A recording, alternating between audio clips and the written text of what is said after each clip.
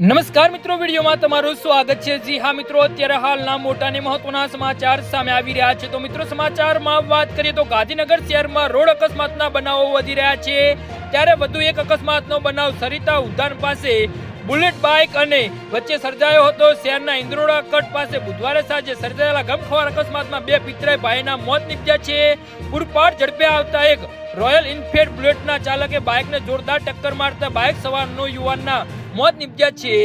જી હા મિત્રો, ગાંધીનગર સેક્ટર 7 માં નોંધાયેલી ફરિયાદ મુજબ સેક્ટર 8 માં રહેતા નિવૃત્ત જયપાલસિંહ ડાભીનો 40 વર્ષીય પુત્ર જગદીશભાઈ ડાભી અને તેમનો ભાણો ઘનશ્યામસિંહ કનુભાઈ ચાવડા ગત સાંજે ઇન્દ્રોડા ગામના કામ અર્થે ગયા હતા। બાદમાં સાંજે આશરે 6:45 વાગે તેઓ બાઇક પર પરત ફરી રહ્યા હતા। આ દરમિયાન રોડ ઇન્દ્રોડા કટ પાસે રોડ ક્રોસ કરતી વખતે ઇન્દ્રોડા સર્કલ પરથી પૂરપાટ ઝડપે આવતા બુલેટના ચાલકે બાઇકને જોરદાર ટક્કર મારી હતી। આ અકસ્માત સર્જાતા 108 મારફતે બાઇક સવાર બંને યુવાનોને સિવિલ હોસ્પિટલ ખસેડાયા હતા, જ્યાં ફરજ પરના તબીબોએ તપાસ બાદ ઘનશ્યામસિંહ ચાવડાને મૃત જાહેર કર્યા હતા। બીજી તરફ ગંભીર રીતે ઘાયલ જગદીશસિંહ ડાભીને આઈસીયુમાં દાખલ કરવામાં આવ્યા હતા, પરંતુ ટૂંકી સારવાર બાદ રાત્રે તેમને પણ દમ તોડી દીધો હતો। એક જ અકસ્માતમાં બે યુવાનોના મોતથી ડાભી અને ચાવડા પરિવારમાં શોકનું મોજું ફરી વળ્યું છે।